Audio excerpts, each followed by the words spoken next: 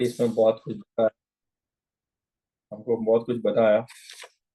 तो हम लोग चर्चा कर रहे हैं 4.7। यदा यदा ही धर्मस्य ग्लानिर्भवति भारत अभ्युत्थानं धर्मस्य तदात्मानं सृजाम्यहम्। तो भगवान बताते हैं जब जब धर्म की हानि होती है, धर्म का प्रधानता होती है, तब तब मैं अवतार लेता हूँ। क्योंकि अर्जुन ने पूछा, जिससे पहले हम चर्चा कर चुके हैं, कि भाई आप सूर्य को कब दिए? फिर बोले कि मैं पहले भी प्रकट हुआ था, तुम भी मेरे साथ बहुत बार प्रकट हुआ है, लेकिन तुम भूल जाता, मैं नहीं भूलता। भगवान ने मुझे बताया। फिर बताया कि भाई आप प्रकट होते हैं, मतलब आपको याद कैसे? बोले कि मैं तो अजन्मा हूँ। वैसे मैं जन्म नहीं लेता, लेकिन मैं अजन्मा हूँ, अव्यय हूँ। हालांकि सब अजन्मे अव्यय हैं। हम लोग बाध्य होकर जन्म लेते हैं, भगवान अपनी इच्छा से जन्म लेते हैं। भगवान पूर्ण रूप से स्वतंत्र हैं, पूर्ण रूप से स्वतंत्र है। हालांकि भगवान बोलते हैं अहम पराधीन, हम पराधीन, क्या श्लोक है? हम भक्त पराधीन।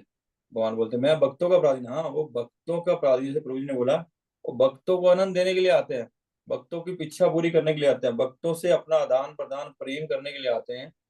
ये उनका प्रमुख कार्य है, सबसे मुख्य प्रमुख कार्य है वो। ये उसमें भगवान भक्तों को आनंद देते हैं और भक्तों के साथ लीला करके आनंद लेते हैं। ये बोलते हैं कि मैं जो और अव्यय हूँ। जैसे सब जीव ही भगवान का अंश होने के कारण कोई भी मरेगा नहीं। भगवान पहले बताया ना, जीते मृते वा कदाचिन, कि आत्मा कभी मर नहीं सकती। लेकिन हम बाध्य, माया में, माया से वशीभूत होके हम लोग बार बार जन्म लेते हैं, और किस शरीर में जन्म मिलेगा, कैसा अवस्था रहेगी, वो हमको नहीं मालूम। लेकिन हमारा ये, हम माया के कंट्रोल में रहते हैं। लेकिन भगवान माया के क्या, सबके स्वामी होने के कारण भगवान अपनी इच्छा से आते हैं और अपनी इच्छा से जाते हैं। बोले फिर क्यों आते हो भाई, क्या काम करते हो? बोले यदा यदा ही धर्मस्य ग्लानिर्भवति भारत, कि जब जब धर्म की हानि हो जाती है, तब मैं आता हूँ, पुनः धर्म को स्थापना करने के लिए आता हूँ। बोले धर्म की हानि होती है? धर्म की हानि कैसे हो सकती है? धर्म की तो हानि नहीं हो सकती। हाँ, जो धर्म पालन करने वाले लोग हैं, जो तथाकथित धार्मिक लोग हैं, वो धर्म की हानि कर देते हैं। जैसे जब गीता तो भगवान ने पहले दी, विवस्वान सूर्य को दी, सूर्य महाराज को दी, उन्होंने परंपरा से दी। तो धीरे धीरे धीरे धीरे वो प्योरिटी नहीं रहने से, कंटेमिनेशन आ जाने से, कलमश आ जाने से उसके भाव अर्थ बदल जाते हैं। जैसे हम अभी देखते हैं ना, हमारे समाज में बहुत सारे पंथ हैं। वो पंथ सतगुरुओं द्वारा चलाए गए हैं, शुद्ध वक्तों द्वारा चलाए गए हैं। लेकिन उनमें अभी कंटेमिनेशन आ गया। उनको, जो उनकी व्याख्या करते हैं, वो उनको व्याख्या अपने मनोदशी, अपने मनोभाव के अनुसार व्याख्या करते हैं। वो उस भाव से व्याख्या नहीं करते कि जैसे उनके गुरु ने, उनकी गुरु परंपरा ने चलाया था, वैसी व्याख्या नहीं करते। उनको किसी से ईर्ष्या है, वो उस ईर्ष्या को वहां प्रदर्शित होती है, और उस चीज को बढ़ाते हैं। जैसे हमको, जो सिख धर्म है, सिख पंथ है, वह धर्म तो नहीं कह सकते। धर्म तो एक ही है, सनातन धर्म, या जो भगवान स्थापित करते हैं वो हमेशा सनातन है। धर्म तो कुछ और नहीं होता है। जीव, भगवान महाप्रभु ने बताया, नाम जीवे दया नामे रुचि, वैष्णव सेवन ये धर्म है, या जीवे स्वरूप है नित्य कृष्ण दास, ये धर्म है, जो हम सेवा करना धर्म है। लेकिन वो पंथ चलाया, पंथ के माध्यम से उन्होंने भगवान के साथ भक्तों को या जीवों को जोड़ने का प्रयास किया। और सारे धर्म का एक ही कार्य है। जो भी पंथ चल रहे हैं, जितने भी पंथ है, उसको बहुत सारे नाम है। उनका पंथ का जो मेन मोटिव होता है, यही होता है कि हम उनको, किस जीव को, हमारे जैसे बद्ध जीवों को, जैसे प्रभुपाद ने हम पे कृपा की, हमको जोड़ने का प्रयास कर रहे हैं। ठीक है, प्रत्येक पंथ का एक ही कार्य है कि वो भगवान के साथ जुड़ जाए।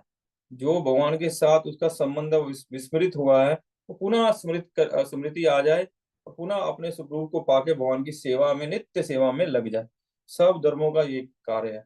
लेकिन टाइम स्पैन में कंटेमिनेशन आ जाती हैं, तो उसका हर्ष हो जाता है। उसका मतलब धर्म में नहीं होते, ये गीता में कोई कंटेमिनेशन नहीं आएगा। गीता की व्याख्या करने वाले में कंटेमिनेशन आ जाएगा।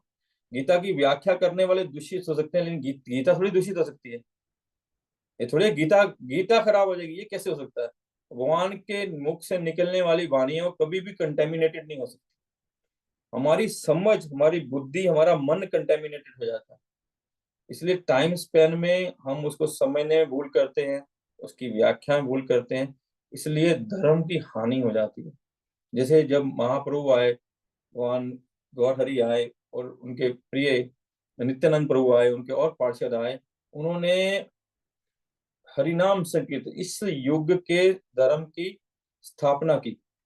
जैसे भगवान बुद्ध आए, उन्होंने क्या किया, उन्होंने स्वयं भगवान है, भगवान गीता में बोलते हैं मैं वेद मैं देता हूँ, लेकिन बुद्ध के रूप में आए, उन्होंने बोले वो वेदों को पालन मत करो, क्योंकि इतनी कंटेमिनेशन आ गई थी, इतनी बुराई आ गई थी, वो वेदों को सामने रख के वो पाप कर रहे थे। वेदों का कार्य, शास्त्रों का कार्य, पुराण का कार्य, गीता का कार्य, भागवत का कार्य, रामायण का कार्य एक ही है कि हमारे हृदय में जो भगवतीय चेतना पैदा हो, हमारे हृदय में पुनः जागृत हो, हमारा कृष्ण प्रेम, भगवत प्रेम पुनः जागृत हो। एक ही कार्य है, कार्यम अपि एकम देवस्य सेवा। एक ही कार्य है कि हम भगवान की सेवा में लग जाएं, भगवान से प्रेम करने लग जाएं। लेकिन उसे हुआ क्या, उस संकीर्तन तो महाप्रभु ने स्टार्ट किया, लेकिन उसको धीरे धीरे धीरे धीरे, हालांकि 550 साल पहले ही भगवान आए, उनको कंटेमिनेटेड कर दिया गया। ये तो भक्ति, जब भगवान के पार्षद सब चले गए, षट गोस्वामी चले गए, उसके बाद उसकी अपनी व्याख्या कर दी, उसकी अपनी देखिए अभी भी देखेंगे बहुत सारे गौड़िया के ऐसे हैं जिनमें वो लोग बहुत बहुत सारे अपने अपने नियम पालन करते हैं, लेकिन वो महाप्रभु ने नहीं बोला। वापिस भगवान ने अपने पार्षद को भेजा, भक्ति विनोद ठाकुर को इसलिए सातवां गोस्वामी बोलते हैं, सेवंथ गोस्वामी बोलते हैं, कि उन्होंने आके जितने ये तथाकथित मनो धर्म थे, जिन जो महाप्रभु के नाम पे, नित्यानंद प्रभु के नाम से कंटेमिनेटेड थे, उन सब की धारणा थी, उसको काटा। वास्तव में महाप्रभु की जो शिक्षाएं थी उसको वापस पुनः स्थापित किया। ये भगवान करुणा में है, अति करुणा में है, करुणा के सागर हैं। हे कृष्ण कृपा सिंधु, कृपा सिंधु, और लेकिन हम बोले वांछा कल्पा कल्प तरु वैश्य कृपा सिंधु एव, तो कृपा के सागर है। तो वैष्णव भगवान को बोलते हैं प्रभु आपकी बात को गलत समझ रहे हैं, इसलिए भगवान उनको बेचते हैं, या वो भगवान को प्रार्थना करके आते हैं। इसलिए प्रभुपाद आए कि भगवान बोल गए कि पृथ्वी ते आते जतो नगर आती ग्राम, सर्वत्र प्रचार हुई मोर नाम। बोले प्रभु जी, भगवान आप बोल दिए, अभी आप बोल दिए कि मेरा कोई सेवक जाएगा, तो मेरे को भेजिए। तो भगवान ने फिर प्रभुपाद को वहां गोलोक धाम से भेजा। तो प्रभुपाद के माध्यम से इतना धर्म की, वैष्णव धर्म की, हरि नाम यज्ञ की, संकीर्तन यज्ञ की, इस कलयुग के धर्म की स्थापना वापस कराई सारे विश्व में। ये कितनी करुणा, कितने रिस्क लेके प्रभुपाद कैसी स्थिति में, किस जगह जाके, जहां शराब पी रहे हैं, जहां व्यभिचार कर रहे हैं, जहां मांस खा रहे हैं, ऐसी जगह जाके प्रभुपाद ने प्रचार किया और धर्म की स्थापना की। तो धर्म की स्थापना करने से क्या गया, वो हम लोग कंटेमिनेटेड होते हैं, हम जीव कंटेमिनेटेड होता है, धर्म कभी कंटेमिनेट नहीं होता। धर्म साक्षात भगवान का स्वरूप है, धर्म भगवान ने दिया है। यहाँ क्या लिखते हैं, धर्मम तो साक्षात भगवत प्रणीतम। धर्म कहाँ से आता है, धर्म भगवान से आता है, भगवान धर्म को बताते हैं, और कोई धर्म नहीं बता सकता, और कोई धर्म नहीं चला सकता, क्योंकि धर्म केवल मात्र भगवान की प्रॉपर्टी है। ये सारी सृष्टि भगवान की प्रॉपर्टी है, इसमें क्या उचित है, क्या अनुचित है, क्या करना है, क्या करनी है, क्या करनी है, वो भगवान ही बताएंगे। और जो भगवान के पार्षद है वो भी यही बताते हैं, चाहे वो श्रीपाद रामानुजाचार्य आए, श्रीपाद माधवाचार्य आए, श्रीपाद निम्बार्काचार्य आए, अभी श्रीपाद वैष्णव स्वामी आए, बहुत सारे भक्त आए, इतने भक्त आए, उन्होंने यही धर्म बताया है जो भगवान ने बताया। वो ऐसा नहीं है कि उन्होंने अलग कुछ धर्म बताया, कुछ अलग नहीं बताया। भगवान ने क्या बताया, सर्वधर्म परित्यज्य मामेकम शरणम व्रज, कि मेरी शरण में आ जाओ। तो सब साधु, सब शुद्ध भक्त, सब महात्मा लोग यही बोलते हैं, भगवान की शरण में चले जाओ। तो यह भगवान की वाणी है, उसको कोई चेंज नहीं कर सकता, कोई धर्म नहीं बना सकता। हाँ हम बोलते हैं, अभी इतनी असुर प्रवृत्ति हो गई है, इतने हम लोग कंटेमिनेटेड हो गए हैं, हम अपने स्वार्थ के लिए, पहले तो हम लोग स्वार्थी हैं, लेकिन हम वास्तव में अपना असली स्वार्थ भी नहीं जानते हैं। मतलब कृष्ण भक्त अति चतुर, उसको अति चतुर क्यों बोला जाता है, कि वो अपना स्वार्थ जानता कि मेरा स्वार्थ क्या है। वो जानता है कि ये जो जगत है ना, ये जो मिटिल वर्ल्ड है, ये टेम्परेरी है, दुखालय है। तो मेरे को यहाँ से निकलना है। ये वो उसका स्वार्थ है कि मेरे को भगवान के पास जाना। वो जानता है परमार्थ को मैं जाना मैं, ये उसका सबसे बड़ा स्वार्थ है। वो कृष्ण भक्त ये जान जाता है कि भाई ये टेम्परेरी है, कुछ काल मेरे को बताना है, जैसे तैसे काल बिता ले, लेकिन मेरे को सब समय मनसा कर्मा वचना सब जरा सब प्रकार से हरि का गुण गाना, हरि की सेवा में लगना है। इसलिए बोलते हैं कृष्ण भक्त अति चतुर। क्यों? वो सब कार्य ऐसे कार्य में लगता है जो उसको भगवत भगवान के प्रति और आगे और आगे और आगे बढ़ाते हैं। इसलिए वो चतुर बोला जाता है। ऐसा नहीं वो बहुत बहुत बुद्धिमान है, या बहुत उसको चालाकियां आती हैं, बहुत चतुर है, बहुत छल कपट कर सकता है, ऐसा नहीं। वो जानता है कि वास्तविक कार्य क्या आवश्यक है। सेवैव पुंसाम परव धर्म यतुर भक्ति अदुक्षित है। वो जानता है मेरा एक ही कार्य है कि भगवान की भक्ति करना मेरा कार्य है। तो वो इसलिए चतुर, तो इसलिए लोग तथा कथित आके असुरी भाव उसमें मिला के तो धर्म को विनष्ट कर देते हैं, धर्म की भावना को विनष्ट कर देते हैं, धर्म धर्म की शिक्षा को विनष्ट कर देते हैं, धर्म की असली जो सार है, उसका असली रस है, उसको विनष्ट कर देते हैं। उससे जो भगवान के जनता है, जो बेचारी क्या बोलेंगे बुरी वाली जनता, वो उससे भ्रमित हो जाती है। उससे भ्रमित हो जाती है जब देखते हैं भगवान ये मेरे बच्चे भ्रमित हो गए हैं, मिसलेड हो गए हैं, तो भगवान पुनः फिर आते हैं, पुनः आते हैं, पुनः वास्तविक धर्म को बताते हैं। भाई ये तुम लोग करेक्शन करो, ये जो मैं बोला था इसका मतलब ये नहीं, इसका मतलब ये है, जो तुम बोल रहे हो इसका मतलब ये नहीं है। और आते हैं, उसका मतलब समझाते हैं, फिर अपने साधुओं को अपने प्रियजनों को भेजते हैं ताकि वो प्रचार करें, सारी जगत में फैला दे कि क्या वास्तविक उसका रहस्य क्या है, गीता का रहस्य क्या है। भगवान इसमें बोलते हैं ना कि मैं तुमको गुहित ज्ञान दे रहा हूँ, गुहितर ज्ञान दे रहा हूँ, फिर बोले गुहितम ज्ञान दे रहा हूँ। 3 बार भगवान बोलते हैं गीता में ये कि मैं तुम्हें गोपनीय बता रहा हूँ, अति गोपनीय, सबसे गोपनीय बता रहा हूँ। तो ये गोपनीय को इस जो क्या नाम है वो इतना जो भगवान का गोपनीय ज्ञान है, ये हमको कैसे समझ आएगा? हमको समझ आएगा गुरु के माध्यम से, हमको समझ आएगा शुद्ध भक्त के माध्यम से, परमाणिक गुरु के माध्यम से। जब वो हमको कृपा करेंगे तब ये हमको समझ आएगा। और जब हम दीक्षा लेते हैं, गुरु महाराज क्या बोलते हैं कि इसको मेरे कार्य में मेरी सहायता करो।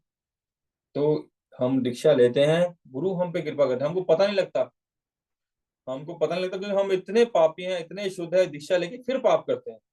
देखिए जब महाप्रभु ने हमको सिखाया कि जब उन्होंने, वो तो भगवान है, उनका कौन गुरु हो सकता है, वो तो वंदे कृष्ण जगत गुरु, वो तो सबके गुरु हैं, उनका कौन गुरु होगा।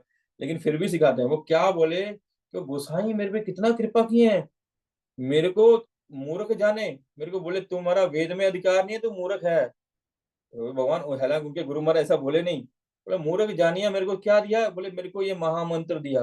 और ये महामंत्र कैसा है?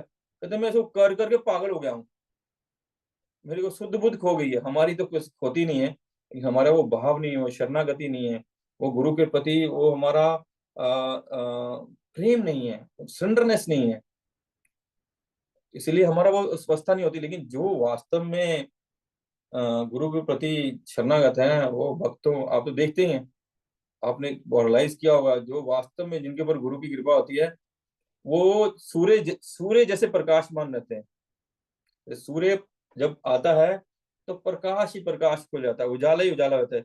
जब ऐसे भक्त आते हैं तो प्रकाश ही आनंद ही आनंद हो जाता है। उनके मुख की वाणी, उनका औरा, उनकी बात, उनकी कथा, उनकी कितना आनंद ही आनंद होता है। क्यों? उन्होंने गुरु ने उनके कृपा की है, वो गुरु के प्रति शरणागत है, तो गुरु कृपा करते हैं। तो वो गुरु भगवान के कार्य में धर्म की स्थापना करते हैं, लेकिन भगवान स्वतंत्र है। प्रभुपाद लिखते हैं कि भगवान जो स्वयं कृष्ण है, हालांकि भगवान बोलते हैं मैं हर युग में आता हूँ। हर युग में आते हैं कैसे? भगवान अपना अंश के रूप में या अपने एक्सपेंशन के रूप में भगवान आते हैं। मैं कल भी बोला था, जो भगवान है या भगवान के अवतार हैं, वो सब एक ही समान है, वो कोई छोटा या कोई बड़ा नहीं है। तो प्रभुपाद ने, मैं उससे सुना, मेरे को इतना अच्छा लगा कि तुलसी का पत्ता छोटा हो या बड़ा हो, दोनों एक ही समान है। वो दोनों एक ही कार्य करते हैं। छोटा सा पत्ता हो, उसको आप चरणामृत में लेके लेंगे, वो उतनी ही कृपा मिलेगी। बड़ा पत्ता हो, उससे भी उतनी कृपा मिलेगी। भगवान अपनी लीला करने के लिए अलग अलग रूप में आते हैं, और वो अपनी अपनी जो उनको स्थापना करना है, धर्म स्थापना करके अपने चले जाते हैं। इसलिए कोई छोटा बड़ा नहीं है, ठीक है। तो प्रभुपाद बोले, लेकिन जो शास्त्र बोलते हैं कि जो स्वयं अवतारी है, वो ब्रह्मा जी के एक दिन में एक बार आते हैं, लेकिन उसमें भी वो स्वतंत्र हैं, वो आए नहीं आए उनकी मर्जी है। He is the boss. जैसे प्रभु जी ने बताया कि अंबानी अपनी फैक्ट्री में, उसका मर्जी है कौन सी फैक्ट्री में किस दिन जाएगा, ऑफिस किस दिन जाएगा। कोई भी सर्वेंट उनको फोर्स नहीं कर सकता। कोई मैनेजर हो, कोई सीईओ हो, उनको फोर्स नहीं कर सकता कि अंबानी जी कब जाएंगे, अडानी जी ऑफिस कब जाएंगे। उनकी जब इच्छा होगी जाएंगे, जब तक इच्छा बैठेंगे, जब तक इच्छा नहीं। किसी से कुछ भी प्रश्न पूछ सकते हैं, वो मालिक है। भाई इसका कुछ हिसाब दो, उसका हिसाब दो, ये क्या हो रहा है, वो क्या हो रहा है। वो he is the supreme personality. तो भगवान सुप्रीम है, आए नहीं है उनकी मर्जी है, कब आए उनकी मर्जी है। लेकिन फिर भी शास्त्रों में पता लगता है भगवान कब आएंगे। पूरे शास्त्रों में जब महात्मा बुद्ध के रूप में भगवान ने अवतरित होना था, तो व्यास देव ने 2500 3 हजार साल 5000 साल पहले भागवतम में लिखा गया, उनसे पहले बता दिया कि महात्मा बुद्ध भगवान इस रूप में अवतार लेंगे। उसमें भागवत में बता दिया कि भगवान महाप्रभु के रूप में कब अवतार लेंगे, कृष्ण वर्ण कृष्णा कृष्ण। तो पहले शास्त्रों में बता दिया। इसी प्रकार शास्त्र बताते हैं कि ब्रह्मा जी के एक दिन में भगवान एक ही बार, स्वयं भगवान एक ही बार आते हैं। वो है 7वें मनु के 26वें चतुर्युग में। अभी जो चल रहा है, ये हमारा सौभाग्य है। 7वें मनु चल रहा है और 26वां चतुर्युग चल रहा है। और इसकी बात प्रमाणित कैसे होता है कि जब स्वयं भगवान आते हैं, तो उनके पीछे पीछे महाप्रभु भी के रूप में फिर अवतरित होते हैं। हर युग में महाप्रभु अवतरित नहीं होते हैं। जैसे कृष्ण स्वयं 1000 चतुर्युग में एक बार आते हैं, उसी प्रकार महाप्रभु भी 1000 चतुर्युग में एक ही बार आते हैं। 14 मनु हैं, प्रत्येक मनु के 72 चतुर्युग हैं। और 7वें मनु के 26वें चतुर्युग में स्वयं भगवान श्री कृष्ण अवतरित होते हैं। लेकिन फिर भी वो बाध्य नहीं है। जैसे नारद मुनि ने, जब वो दासी के पुत्र थे, वो नाम किया, भक्तों की सेवा की, वैष्णव की सेवा की, और बड़ा ही आर्त भाव से भगवान से की भक्ति कर रहे थे। तो भगवान ने उनको क्षणिक दर्शन दिया। तो क्षणिक दर्शन दिया, भगवान अप्रकट हो गए। भगवान अप्रकट हो गए, तो फिर से बोले ये प्रोसेस, इसका मतलब है, नारद मुनि सोचे ये प्रोसेस एकदम परफेक्ट है, इससे भगवान प्रकट हो जाते हैं। तो उन्होंने क्या किया, वापस वही प्रोसेस चालू किया। लेकिन बस प्रोसेस चालू किया, भगवान आ नहीं रहे, भगवान आ नहीं रहे, भगवान आ नहीं रहे। अरे ये क्या मतलब हुआ भाई। इसी प्रोसेस से भगवान आ रहे थे, अब इसी प्रोसेस से भगवान नहीं आ रहे, क्या मेरे से मिस्टेक हो रही है। फिर भगवान ने आकाशवाणी बोले, बोले भाई तुम बहुत प्रेम से मेरे शरणागत हुआ है, इसलिए क्योंकि तो अभी प्योर पूर्ण रूप से प्योर नहीं है, फिर भी मैंने अपनी कृपा से की, तेरे को दर्शन दिया, और इस जन्म में तेरे को दर्शन नहीं और दूंगा। ठीक है। ऐसे ही भक्त हैं हम लोग। हरे कृष्ण कृष्ण कृष्ण हरे हरे, हरे राम राम राम हरे हरे। हम प्रतिदिन प्रति क्षण हमको हरे कृष्णा का चिंतन करना चाहिए, भगवान का चिंतन करना चाहिए, भगवान की सेवा करने का मनोभाव होना चाहिए। हमारा मनोभाव सब बहुत इंपॉर्टेंट है। हमारा मनोभाव शुद्ध होना चाहिए, तो भगवान की इच्छा होगी तभी प्रकट हो जाएंगे। भगवान की इच्छा होगी नहीं प्रकट होंगे, फिर के लिए हम जब क्यों करें जब भगवान की इच्छा नहीं, प्रकट ही नहीं होंगे। लेकिन भगवान बोले चिंता मत करो, मैं तुमको विश्वास दिलाता हूँ, मैं आऊंगा। लेकिन तुमको इस साल आऊंगा, अगले साल आऊंगा, 10 साल बाद आऊंगा, या मृत्यु से पहले आऊंगा, या मृत्यु के समय तुमको लेने आऊंगा, लेकिन मैं आऊंगा। तो भगवान ये विश्वास दिलाते हैं कि चिंता मत करो, कि हम कलयुग के जीव है ना। हमको अगर भगवान दर्शन दे देंगे, हम नाम सम्मान मान प्रतिष्ठा यश के लिए हम वो प्रकाशित कर देंगे। हमारे जितने हमारी परंपरा में इतने बड़े बड़े महात्मा हुए हैं, लेकिन वो प्रकाशित नहीं करते थे। रूप गोस्वामी ने नहीं बोला कि मेरे को भगवान के दर्शन हुए हैं। वो तो सनातन गोस्वामी ने देखा वो दर्शन कर रहे हैं वो, तो दूसरा बोलता है, "हे प्रभु, इनको तो दर्शन हो रहे थे।" जब उनको दर्शन होते हैं वो बोलते हैं, कभी भी वो अपने आप को उजागर नहीं करते हैं, कभी अपने आप को नहीं बोलते हैं। मैं कल ही परसों सुन रहा था, जब व्यास पूजा थी शिला गुरु महाराज की, तो उनके गुरु महाराज के सर्वेंट्स बोल रहे थे कि एक दिन रात को गुरु महाराज जोर जोर से रोने लगे, तो एक भजन गाने लगे। फिर वो थोड़ी देर रुके, फिर जोर जोर से रोने लगे, फिर भजन गाने लगे। कहते उस भजन पे उन्होंने 1 साल कंटिन्यू क्लास दिया, डेली उसी भजन में क्लास होता था। तो फिर उन्होंने, उनके एक सर्वेंट ने पूछा, गुरु महाराज बताइए ना क्या हुआ था। बोले नहीं, मैं नहीं बता सकता, क्योंकि मेरे गुरु का आदेश है कि तुम्हारे साथ कुछ भी हो ऐसा, उसको उसका प्रकाशित नहीं करना है। अगर भगवान ने इनको दर्शन दिए, भगवान आए, तब भी वो भक्त, शुद्ध भक्त प्रकाशित नहीं करते, क्योंकि वो प्रकाश करने से हमें, जनता तो चमत्कार को नमस्कार करती है। आजकल तो जादू दिखाने से साधु हो जाता है, जादूगर को साधु बोल देते हैं। वो राग दिखाता है, कोई कुछ सिक्का निकाल देता है, कोई कुछ निकाल देता है, बोलते हैं यही भगवान है, यही भगवान है। साधु क्या, उसको भगवान मान लेते हैं। तो इसलिए शुद्ध भक्त हैं, वो कभी चमत्कार नहीं दिखाते हैं।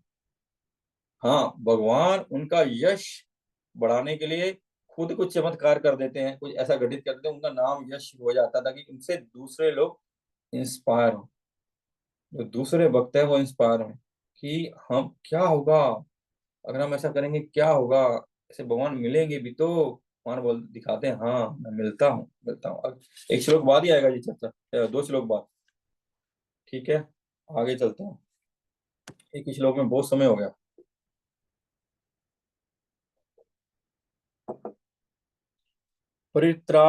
परित्राणाय साधूनां, विनाशाय च दुष्कृतां, धर्म संस्थापनार्थाय संभवामि युगे युगे। किसका सेवा है? माइक बंद है, जिसका भी सेवा है। भक्तों का उद्धार करने, दुष्टों का विनाश करने तथा धर्म की फिर से स्थापना करने के लिए मैं हर युग में प्रकट होता हूँ। तो भगवान क्या कह रहे हैं? बोले कि भगवान बोलते मैं हर युग में आता हूँ, तो धर्म की स्थापना करता हूँ। बोले और क्या क्या करते हैं प्रभु जी आप? धर्म की स्थापना करते हैं, और क्या क्या करते हैं? तो आपके पार्षद भी क्या कर सकते हैं? बोले परित्राणाय साधु नाम। तो साधु क्या, कौन है? बोले परित्राण की, साधुओं का उद्धार करने के लिए। परित्राणाय साधु नाम, कि साधुओं का उद्धार करने, और विनाशाय च दुष्कृताम, और दुष्टों का विनाश करने। तो बोलते हैं भगवान आप तो शक्तिशाली हैं, इतने पावरफुल हैं, तो ये तुच्छ जीव, ये तो क्या है, एकदम तुच्छ सा है। जब भगवान वराह के रूप में हिरणाक्ष से युद्ध कर रहे थे, तो जब उन्होंने हिरणाक्ष को चैलेंज कर रहा था, भगवान वराह के रूप में पृथ्वी को लेके जा रहे थे।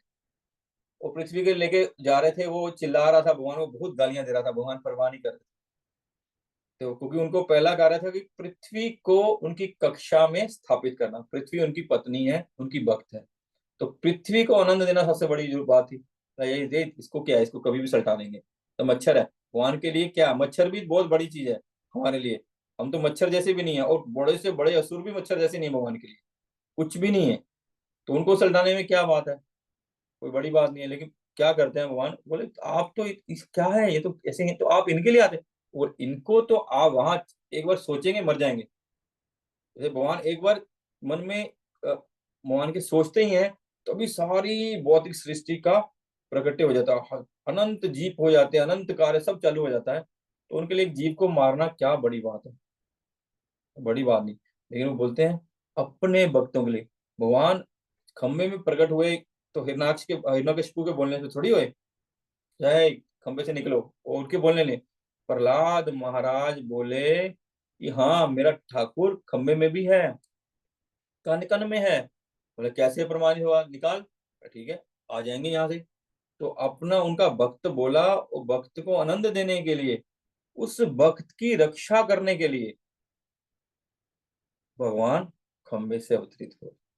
ये है मेन कार्य, वह है भगवान परित्राणाय साधु नाम, भगवान अपने भक्तों के लिए अवतरित होते हैं। बाकी उनका सबसे इम्पोर्टेंट काम है अपने भक्तों को आनंद देना, और अपने भक्तों के आनंद देने और आनंद लेने से और जीवों का कल्याण करना।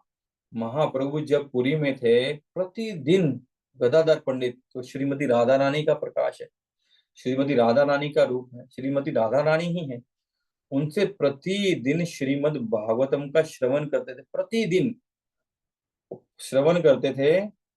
क्या सुनते थे प्रतिदिन? दो ही, ध्रुव महाराज प्रहलाद महाराज, ध्रुव महाराज प्रहलाद महाराज, ध्रुव महाराज प्रहलाद महाराज, यही सुनते थे प्रतिदिन। उनको इतना अच्छा लगता था, प्रतिदिन ये दो ही कथाएं सुनते थे।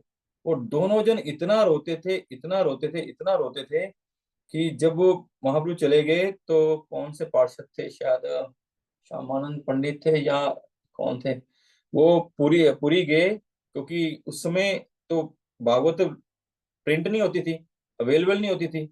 तो क्या क्या हो, प्रिंट नहीं हुई, अवेलेबल कहा, तो उनको पता था कि गदाधर पंडित के पास भागवत थी, तो वहां जाके मैं भागवत ले लूं, वो भागवत ले लूं।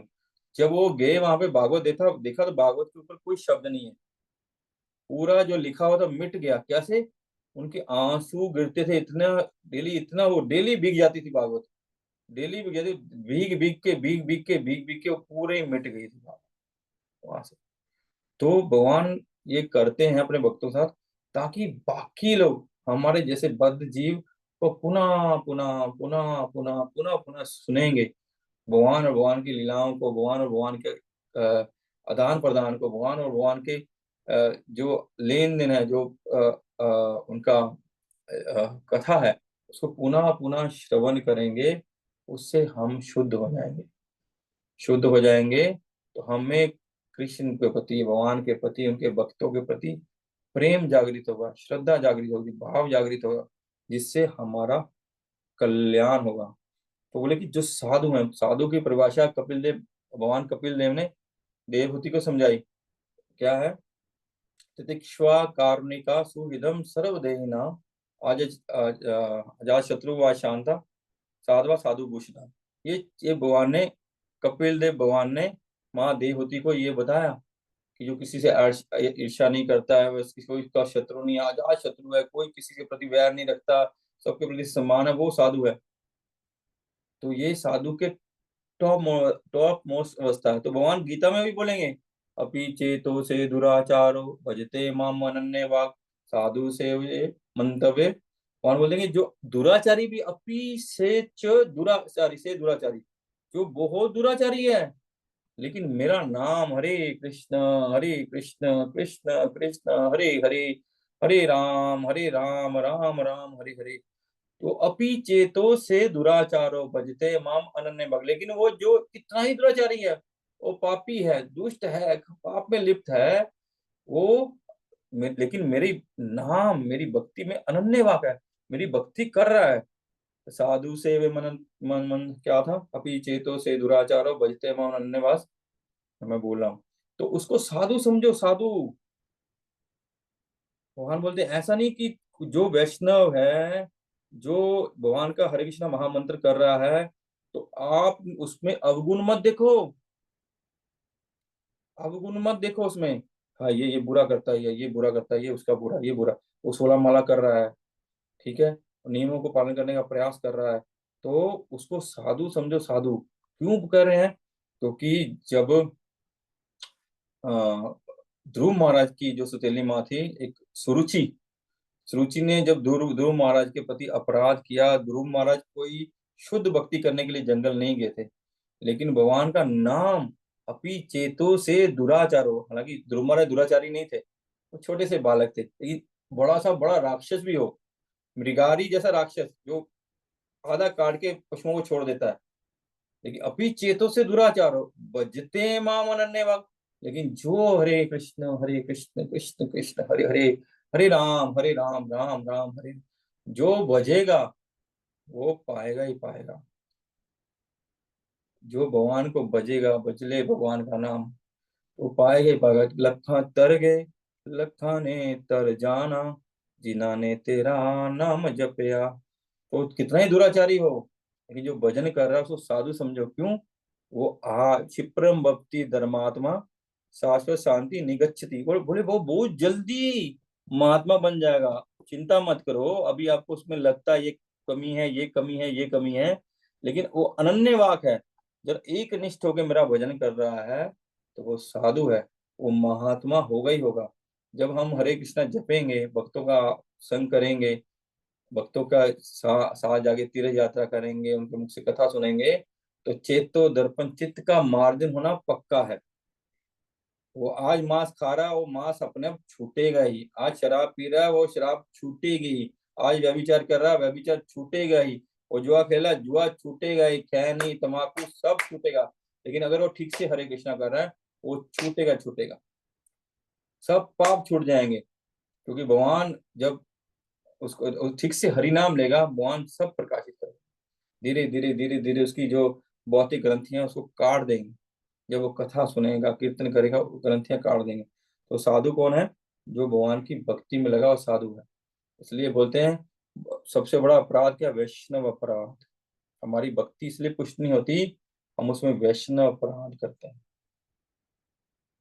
वैष्णव अपराध से बचना चाहिए। क्योंकि जो जप में लगा, तिलक लगाया, कंठी लगाया, हमको तो तिलक लगाने, कंठी लगा के बाहर जाने में शर्म आती है, लेकिन जो लगा के जा रहा है, जो हाथ में थैली लेके घूम रहा है, वो भक्त होगा। अभी नहीं तो कभी ना कभी तो होगा ही। थोड़ा समय लग सकता है। भगवान के घर में बोलते हैं देर हो सकती है, अंधेर नहीं हो सकती। वो भक्त होना निश्चित है। जिसने भगवान की शरण ले ली, भगवान उसको लेके ही जाएंगे। कोई उसको बचा नहीं सकता कि वो यहीं पड़ा रहेगा। हाँ, भूत पड़ेगा, पिशाच बनेगा, ऐसा नहीं। नरक में जाएगा, ऐसा नहीं। नरक में नहीं जाएगा वो। जैसे हम बोले, भगवान बोले धर्म संस्थापना अर्थाय सम्मामी युगे युगे। तो भगवान बुद्ध ने आए, वो जो लोग क्यों वेदों का बहिष्कार करने के लिए बोले, बोले जो जो वेदों को फॉलो कर रहे हैं, वेदों को फॉलो कर रहे हैं, वो पाप कर रहे हैं। उससे क्या होगा? उससे बोले जो, देखो वेदों में बताया है कि बलि दे सकते हैं, बलि देनी दे सकते हैं, लेकिन बलि अपनी इंद्र तृप्ति के लिए नहीं दे सकते। बल्कि तब दे सकते हैं जिसमें आध्यात्मिक कार्य हो, कल्याण का कार्य हो, तब बलि दे सकते हैं। तो लोगों ने क्या किया, इस बात को लेके मिस यूज करने लगे। तो उससे क्या हुआ? तो जो बेचारे पशु हैं, जो जिनका कोई अपराध नहीं है, उनको बचाया। और जो ये बलि दे रहे थे, वो नरकगामी हो जाएंगे, नरक में चले जाएंगे, उनको भी बचाया। इसलिए भगवान ने ऐसा किया। तो धर्म की स्थापना की। फिर पुनः भगवान ने शंकर जी को भेजा, शंकराचार्य को भेजा। फिर उनसे मायावाद स्टार्ट करके कम से कम वेदों में लोगों का रिस्पेक्ट बढ़ाया। फिर बाद में रामानुचार्य, निम्बार्चार्य, माधवाचार्य, विष्णु स्वामी, इनको भेज के पुनः भागवत विश्व वैष्णव धर्म की स्थापना की, पुनः शुद्ध धर्म की स्थापना की। फिर भगवान फिर अवतरित हुए महाप्रभु। तो ये भगवान धर्म की स्थापना करते हैं। और आगे क्या लिखा प्रभु, तो आगे अवतार कई तरह के होते हैं, यथा पुरुषावतार, पुरुषावतार, गुना अवतार। तो पुरुषावतार कौन होता है बताइए?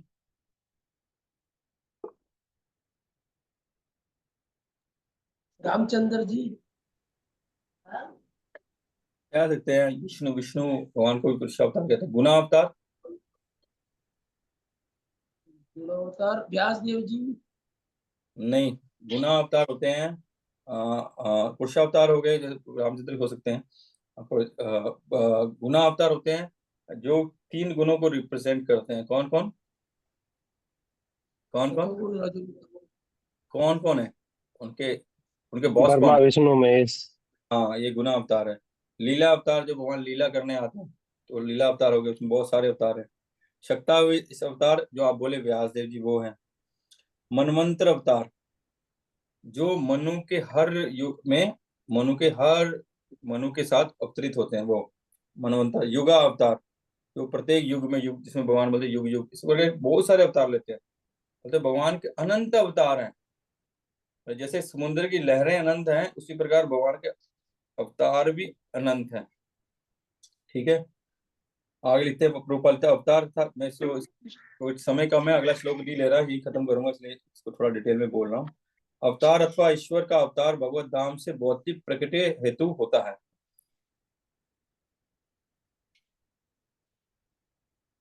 ईश्वर का वह विशिष्ट रूप जो इस प्रकार अवतरित होता है अवतार कहलाता है। ऐसा अवतार भगवत धाम में स्थित रहता है। जब वह भौतिक सृष्टि से में उतरते हैं तो उन्हें अवतार कहा जाता है। तो भगवान जब भी अवतार लेते हैं, जो भी रूप लेते हैं, वो रूप उनका परमानेंट होता है। ये नहीं होता कि अनंत अवतार हुए हैं तो ये रूप खत्म हो जाएगा। जो नरसिंह देव भगवान के भक्त हैं वो नरसिंह देव के वैकुंठ में जाएंगे, ठीक है। जो वराह देव के भक्त हैं वराह देव के वैकुंठ में जाएंगे। जो वामन देव के भक्त हैं वामन देव। तो भगवान अब जितने अवतार लेते हैं उतने ही वैकुंठ बन जाते हैं, उतने ही वैकुंठ धाम हो जाते हैं। तो सब भगवान का ऐसा नहीं है कि काल्पनिक अवतार नहीं होता है। जो वास्तविक डीटीज होते हैं, जैसे हम डीटीज भी होते हैं ना, वो भी अवतरित होते हैं। वो कहाँ अवतरित होते हैं? वो जो साधु जो भगवान के शुद्ध भक्त हैं उनके हृदय में अवतरित होते हैं। वो हृदय से प्रकाशित होके वो रूप लेते हैं, वो रूप लेते हैं। वो भी अवतार है, वो भगवान का नित्य अवतार होता है। हम जो गोविंद जी देख रहे हैं, जिसको प्रभुपाद ने यहाँ हमारे कलकत्ता मंदिर में, वो नित्य स्वरूप है। प्रभुपाद जी को पूछा कि प्रभुपाद भगवान कैसे दिखते हैं, भगवान और राधा रानी कैसे दिखती हैं? बोले जैसे कलकत्ता मंदिर के गोविंद जी और राधा रानी है, भगवान वैसे ही दिखते हैं। तो यहाँ पे जो गोविंद जी और राधा रानी है ना, जो मायापुर में है, वो बड़ी अवस्था 16 साल की अवस्था है। लेकिन यहाँ पे जो है वो एकदम बच्चे हैं, 9 साल के 8 साल के बच्चे हैं। राधा राधा रानी 6 साल की है। यहाँ जो है स्वरूप है वो है। तो यहाँ पे एकदम वृंदावन का स्वरूप है, जो एकदम छोटे बच्चे की तरह भगवान लीला किए हैं। तो ना वो लीला का स्वरूप यहाँ गोविंद जी का है। और क्या बात हुई थी, प्रभु जी बोले थे कि भगवान 25-26 नहीं, भगवान 16 साल से ऊपर कभी नहीं जाते।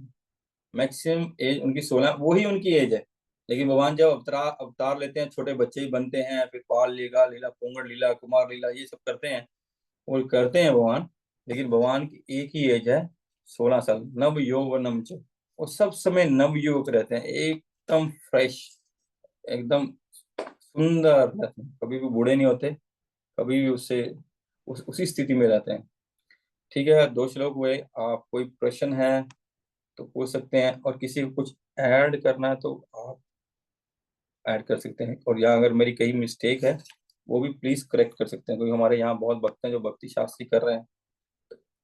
तो कोई कोई गलत हो तो आप बोल सकते हैं।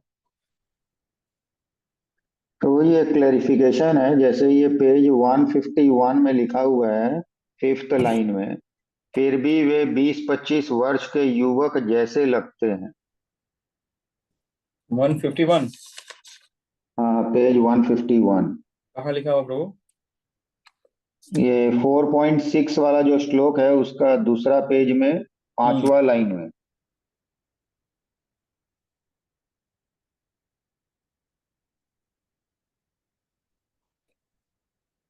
भगवान भगवान कृष्ण बालपन से कुमारावस्था था, कुमारावस्था तरुणावस्था, किंतु आश्चर्य तो ये है कि कभी भी युवा अवस्था से आगे नहीं बढ़ते। कुरुक्षेत्र युद्ध के समय उनके पौत्र थे, दूसरे शब्दों में उनके भौतिक गणना के अनुसार काफी वृद्ध थे, फिर भी 20-25 वर्ष के युवा जैसे लगते थे। नहीं प्रभु, और यहाँ हो सकता है ये लिख दिया लिखा हुआ है, लेकिन जो भी लेक्चर्स में हाँ वो वही बोला जाता है, या जो भी है वो नव युवक होते हैं। नव युवक, युवक भी नहीं, नव युवक। नव युवक समझ रहे हो? 15-16 साल के होते हैं। और राधा रानी कभी 12-13 साल से ऊपर नहीं होती है, ठीक है ना। मैं ये नहीं बोला यहाँ गलत लिखे हैं, ये साधु ने लिखा, वही भी सत्य हो सकता है। जैसे कल मैंने बात कर रहे थे, लाल फूल है सफेद हो जाए, भगवान कुछ भी फूल भगवान किसी रूप में प्रकट हो सकते हैं, ऐसा नहीं है। लेकिन वो जो भगवान की स्थिति है हमेशा नव यौवनम च, हमने कल तो पढ़ा ना। राधा रानी का कितना बोले? राधा रानी का 12। 12-13 साल से ऊपर नहीं होती राधा रानी, उससे ऊपर नहीं होती। ठीक ठीक ठीक। हम्म। ठीक है प्रभु, रखें। बहुत बहुत धन्यवाद जी प्रभु। बहुत बहुत धन्यवाद आप सबका। वांछा कल्पतरुभ्यश्च कृपा सिंधु एव च पतितानां पावनेभ्यो वैष्णवेभ्यो नमो नमः। अनंत कोटि वैष्णव वृंद की जय। जगत गुरु शिला प्रभुपाद की जय। श्रीमद् भगवद गीता श्री कृष्ण अर्जुन संवाद गीता उपनिषद की जय। हरे कृष्ण। फिर मिलेंगे, फिर मुलाकात होगी। जय।